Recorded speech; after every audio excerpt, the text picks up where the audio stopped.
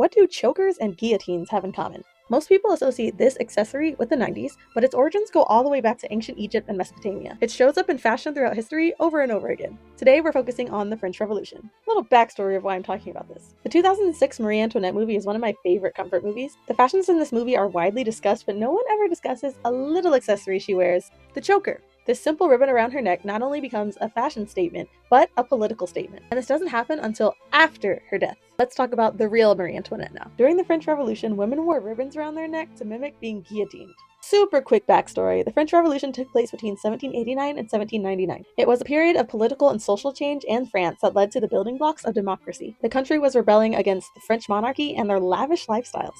You might remember this quote from the movie. Let them eat cake. During this time, a lot of people were beheaded by guillotine, most famously Marie Antoinette in 1793. This series of beheadings and public executions was known as the Reign of Terror. It was the government's answer to the large number of rebel-led revolts around the country. It's estimated that around 25,000 people were taken out during this time due to executions, massacres, or just from prison. Because people as a whole are unserious and also love to party, people would throw themed balls to honor the victims, aka Ball de Victime.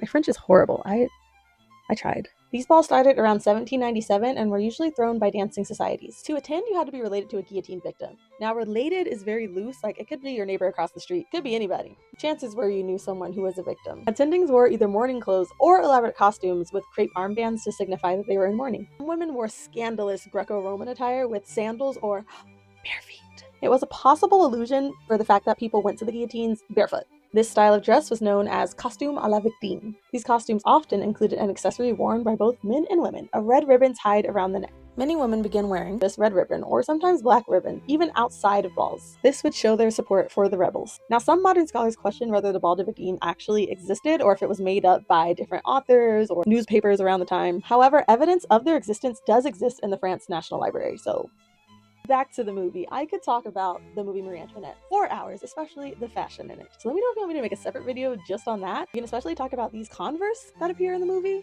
It's wild how a simple piece of ribbon holds evidence that humans as a whole have been unserious our entire existence. I like to think about this whenever I see a choker or watch the movie Marie Antoinette, so hopefully you will too now. Bye!